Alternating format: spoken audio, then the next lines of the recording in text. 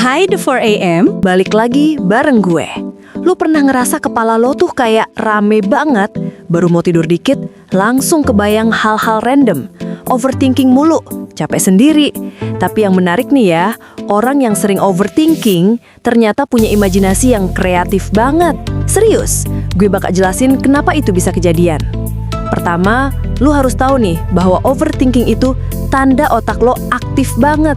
Jadi gini, overthinking tuh bukan tanda otak lo rusak atau lo stres banget, tapi lebih ke otak lo tuh on terus. Dia suka muter ide, mikir alternatif, mikir kalau gini gimana, kalau gitu gimana. Dan lucunya, orang yang kreatif memang otaknya begitu, cuma bedanya mereka ngarahin ke hal yang produktif.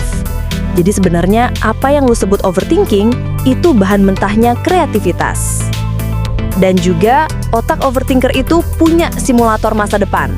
Nah, ini yang jarang orang tahu. Dalam psikologi, ada yang namanya mental simulation.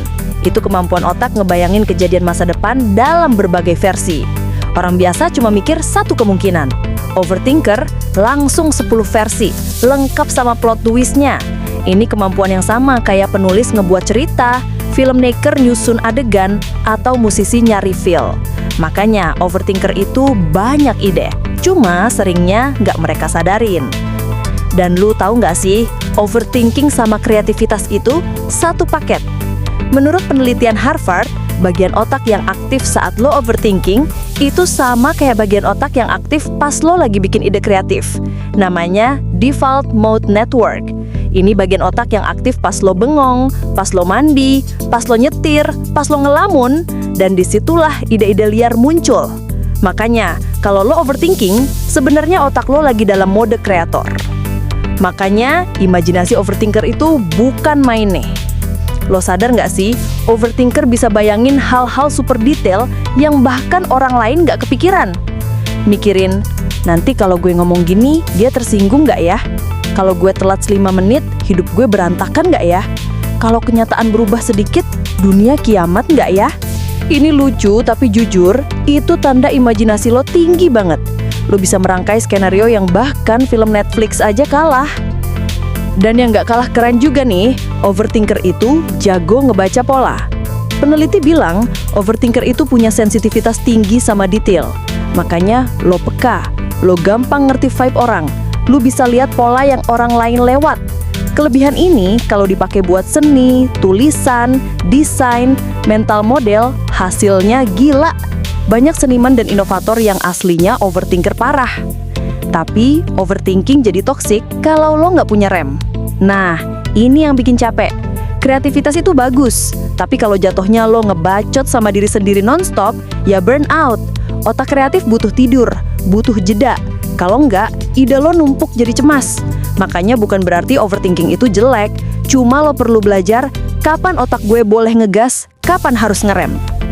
Tapi yang bikin menariknya nih, overthinker itu ahli bikin cerita di kepala. Ini bagian paling menarik. Overthinker itu storyteller alami. Lu mungkin belum sadar, tapi lu jago bikin scene di kepala. Contoh, nanti pas gue datang, pintu bakal kebuka, terus semua orang lihat gue, terus gue jatuh, terus gue jadi meme hidup. Ini tuh creative visualization, banyak penulis, animator, bahkan komedian sukses karena kemampuan ini. Mereka tinggal mindahin isi kepala mereka ke media. Kerennya lagi, kenapa overthinker sering jadi perfeksionis? Karena imajinasi mereka kebanyakan. Mereka kebayang versi paling sempurna dari sebuah hal, jadinya ekspektasi tinggi. Ini buruk? Belum tentu. Banyak karya hebat lahir karena perfeksionis.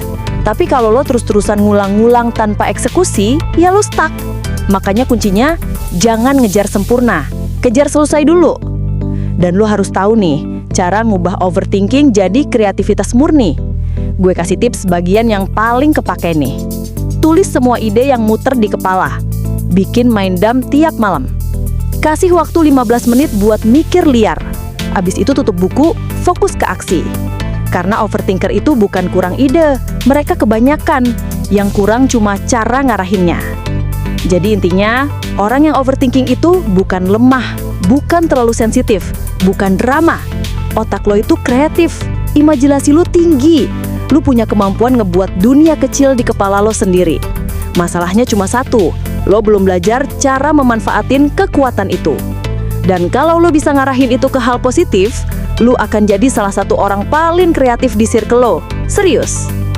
Gitu, gengs. Jadi lain kali kalau lu overthinking, jangan langsung ngejudge diri lo. Lu cuma punya otak yang kebanyakan ide, dan itu anugerah. See you, gengs. Kapan-kapan gue balik lagi. Subscribe channel gue biar nggak ketinggalan update ya. Gue cabut dulu. Peace.